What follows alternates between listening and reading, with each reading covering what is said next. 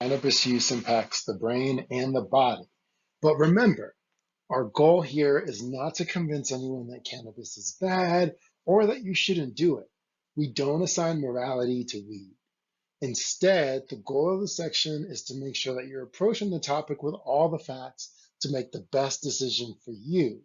And you're the best expert on you.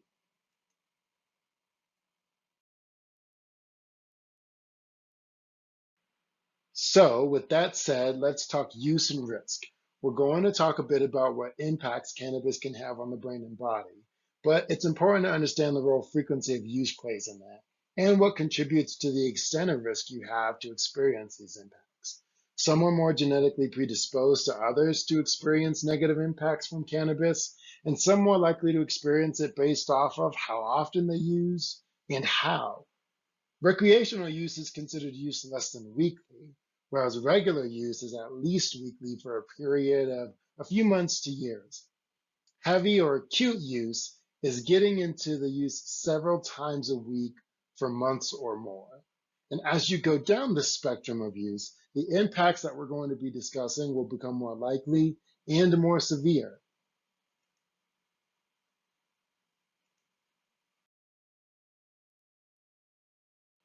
Frequency isn't the only factor to consider, though, when trying to gauge how likely you are to experience the negative impacts of cannabis and to what extent. There are all sorts of things to think about. For instance, it's not just how often you consume edibles, but what the THC content or potency is as well. You also want to take into account things like your genetic factors, your health history, and what you do slash how you behave when you're intoxicated. All these factors intersect to create what is known as your risk level, and whether you're low, moderate, or high risk depends on how you use, how much, and what that looks like in your own individual life. So, before we move on and take a look at what these impacts actually are, take 5 minutes to complete the survey at the link below or scan the QR code on your screen. It's going to take you to a free and anonymous screening called Screen You, and will give you some context into where you fall on the harm spectrum before we move on to the actual impacts and to harm reduction strategies. Seriously, give it a go.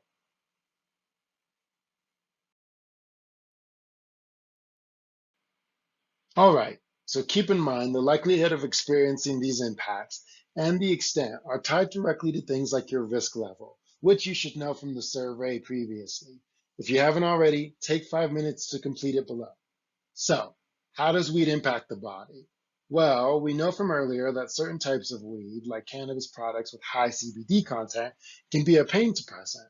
However, cannabis use can also lead to negative impacts like reproductive issues, making it more difficult to conceive or get someone pregnant, eating issues like binge eating, and more serious problems. Inhaling smoke, for instance, in any form really, can exacerbate breathing issues or leave one predisposed to experiencing things like lung cancer.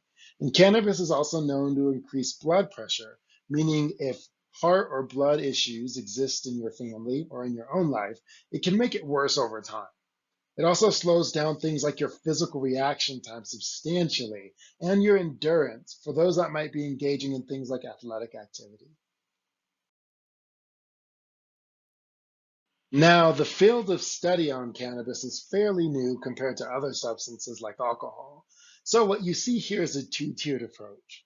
First, research has suggested that cannabis use, especially when frequent or chronic, can impact one's ability to hold on to or recall memory, to pay attention, and to take in and apply new information, which obviously are tied to things like your work performance or, more pertinent to NAU, your academic performance.